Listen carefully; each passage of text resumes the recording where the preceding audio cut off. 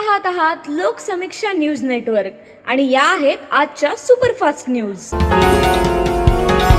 या बातमीपत्राचे प्रायोजक आहेत नंदिनी कलेक्शन, फक्त महिलांचे परिपूर्ण दालन, माऊली निवास, कल्याण मंडपमच्या बाजूस, यशोधन नगर, परभणी। नमस्कार, मी प्रभू दिपके लोकसमीक्षा न्यूज नेटवर्क मध्ये आपलं स्वागत करतो। आपण पाहत आहात परभणीचं एकमेव बातमीपत्र Loksamiksha superfast. Red Apple exclusive MIDC परिसर परभणी। इराण इस्रायल युद्धाच्या पार्श्वभूमीवर निर्माण झालेल्या घरगुती व व्यावसायिक वापराच्या गॅस सिलेंडर सुरळीत पुरवठ्याबाबत राज्य शासन विविध उपाययोजना राबवत आहे। घरगुती LPG गॅस सिलेंडरच्या पुरवठ्यात अडथळे निर्माण होऊ नयेत आणि संभाव्य टंचाईच्या परिस्थितीमध्ये समन्वय साधता यावा यासाठी राज्य शासनाने जिल्हा स्तरावर विशेष समित्या स्थापन करण्याचा निर्णय घेतला आहे। जिल्हाधिकारी, पोलीस अधीक्षक, जिल्हा पुरवठा अधिकारी आणि सर्व सरकारी गॅस कंपन्यांचे अधिकारी यांचा या समित्यांमध्ये समावेश असेल। गॅस पुरवठा साखळीवर देखरेख करणं, कायदा व सुव्यवस्था राखणं तसंच दररोज परिस्थितीचा आढावा घेऊन अहवाल सादर करणं ही त्या समित्यांची प्रमुख जबाबदारी असेल। गंगाखेड तालुक्यातल्या पडेगाव इथं छत्रपती शिवाजी महाराज चौक असून या ठिकाणी छत्रपती शिवाजी महाराजांचं स्मारक 2023 मध्ये स्थापित करण्यात आलेलं आहे। तर गावामध्ये खंडोबा मंदिर इथं पुण्यश्लोक अहिल्यादेवी होळकर नावाचा चौक असून ही जागा आकारानं खूप मोठी आहे। अशा ठिकाणी अहिल्यादेवींचा पुतळा न उभारता तो जाणीवपूर्वक छत्रपती शिवाजी महाराज चौक या ठिकाणी पाण्याच्या टाकीवर ठेवण्यात आलाय। एका चौकामध्ये 2 स्मारकांमुळे भविष्यात तणाव निर्माण होऊ शकतो, म्हणून पडेगावकरांच्या ग्रामस्थांनी अहिल्यादेवींचा पुतळा स्थलांतरित करण्यात यावा या मागणीसाठी आजपासून उपोषणाला सुरुवात केली आहे। परभणीचे जिल्हाधिकारी संजय सिंह चव्हाण यांच्या आदेशानुसार जिल्ह्यामध्ये घरगुती LPG गॅस सिलेंडरचा अवैध साठा व गैरवापर रोखण्यासाठी विविध ठिकाणी तपासणी व धाड कारवाई करण्यात आली आहे।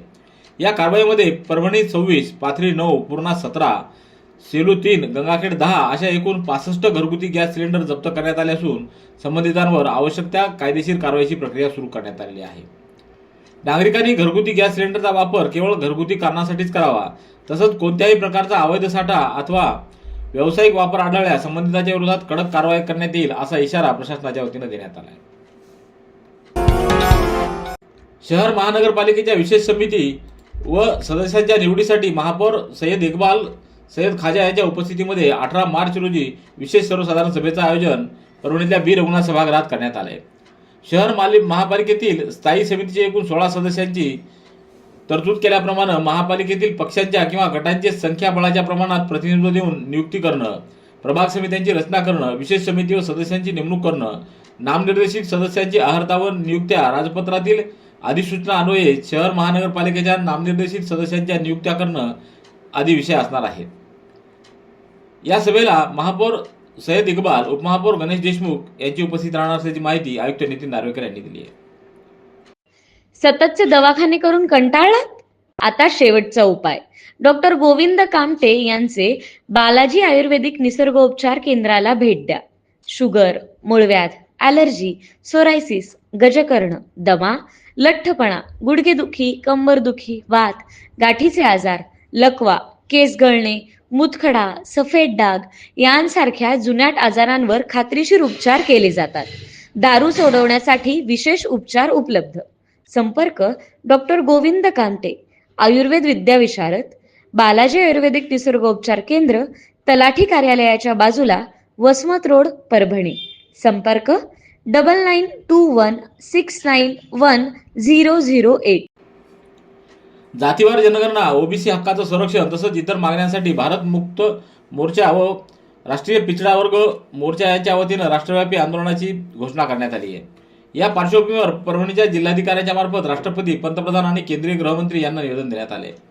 23 मार्च रोजी जिल्हा मुख्यालयावर मोर्चा काढण्यात येणार असून 23 एप्रिल रोजी भारत बंदची हाक देण्यात आलेली आहे।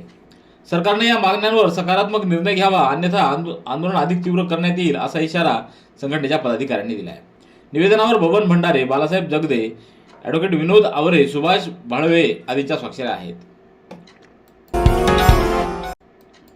परभणीच्या वसंतराव नाईक मराठवाडा कृषी विद्यापीठ इथं परभणी व हिंगोली जिल्ह्यातील आंतर कृषी तंत्र महाविद्यालयीन क्रीडा स्पर्धा 2026 उत्साहात पार पडल्यात।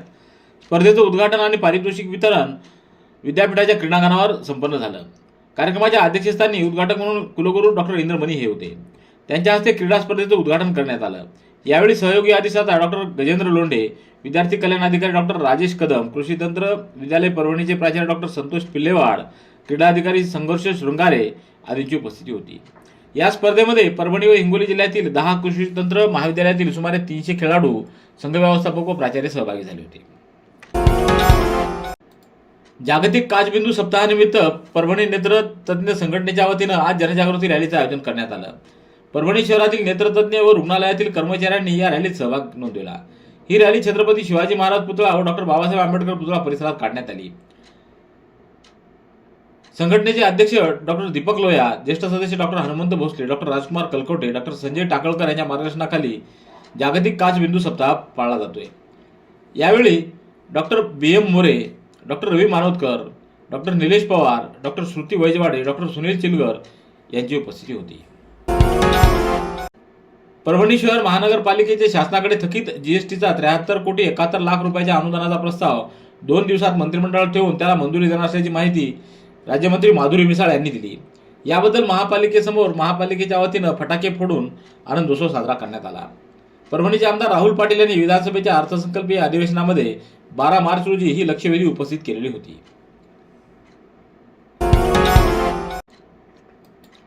बालिका पंचायतमधील किशोरवयीन मुली व महिलांना लैंगिक आरोग्य, कुटुंब नियोजन व कायदेविषयक विषयांची माहिती व्हावी यासाठी जिल्हा परिषदेच्या महिला व बालविकास विभागाच्या वतीनं आयोजित करण्यात आलेलं 1 दिवसीय प्रशिक्षण उत्साहात संपन्न झालं.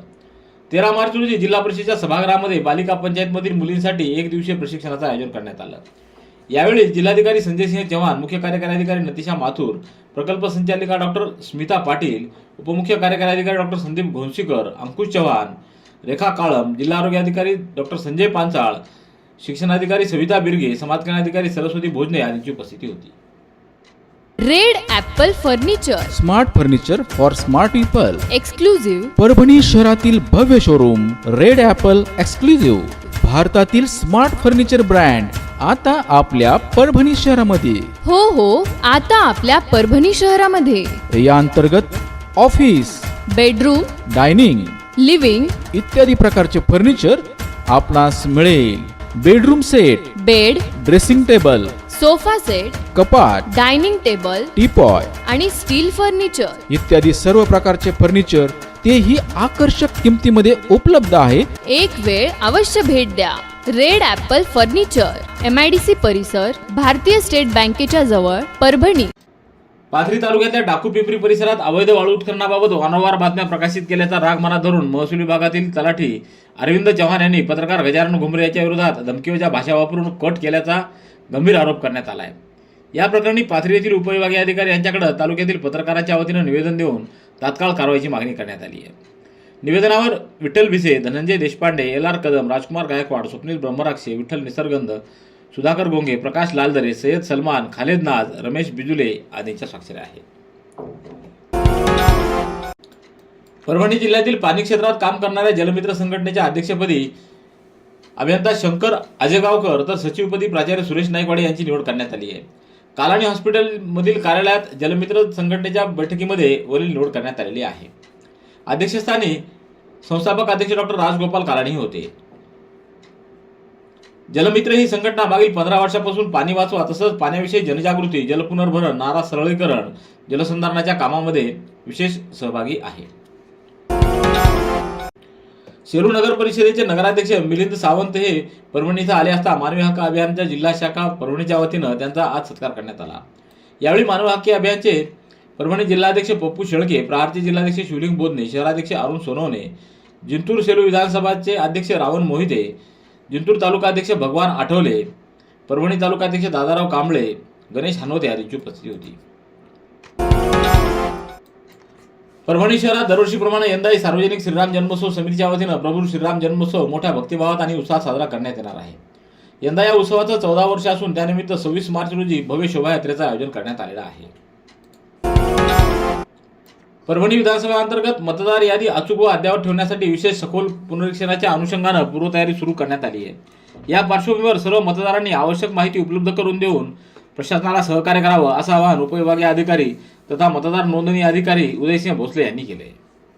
ज्या मतदारांचं वय 40 वर्षापेक्षा जास्त आहे त्यांनी सन 2002च्या मतदार यादीत आपलं नाव शोधून संबंधित विधानसभा क्रमांक, भाग क्रमांक व अनुक्रमांक ही माहिती आपल्या परिसरातील BLO यांच्याकडे जमा करावी. तसंच ज्या मतदारांचं वय 18 ते 40 वर्ष दरम्यान आहे, तसंच विवाहित महिलांनी आपल्या आईवडील किंवा आजोबा आजी यांचं नाव सन 2002च्या मतदार यादीत शोधून संबंधित महिला माहिती BLO यांच्याकडे जमा करावी असं देखील आवाहन करण्यात आले. मुख्यमंत्री बळीराजा शेत पानंद रस्ता योजना संदर्भात कार्यशाळा व मार्गदर्शन बैठक जिल्हाधिकारी संजय सिंह चव्हाण यांच्या अध्यक्षतेखाली जिल्हाधिकारी कार्यालयात नुकतीच संपन्न झाली. या कार्यशाळेला उपजिल्हाधिकारी शोभा यादव, सर्व उपविभागीय अधिकारी, कार्यकारी अभियंता, जिल्हाधीशक भूमी अभिलेख, सर्व तहसीलदार, गटविकास अधिकारी आदींची उपस्थिती होती.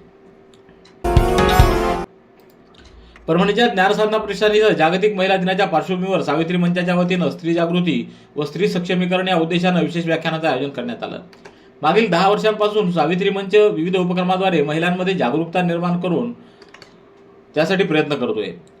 त्याच उपक्रमाचा भाग म्हणून या प्रेरणादायी व्याख्यानाचं आयोजन करण्यात आलं होतं.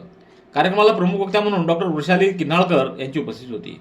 कार्यक्रमाला डॉक्टर वर्षा दोडिया, गंगाबाई सोनटके, निर्मला कोले, उमादेवी धुमाळ, गया भालेराव, शीतल सोनटके, शशिकला आयर, अश्विनी वाकोडकर, अर्पिता पाटील, स्नेहल लाभशेटवार, रम्या कळमनुरीकर, रेखा नायक, लक्ष्मी कोटलवार, किरण काळे आदींची उपस्थिती होती. रेड ॲपल एक्सक्लुझिव्ह MIDC परिसर परभणी. याबरोबरचे बातमीपत्र संपलं. पुन्हा भेटूया उद्याच्या सुपरफास्ट बातमीपत्रात.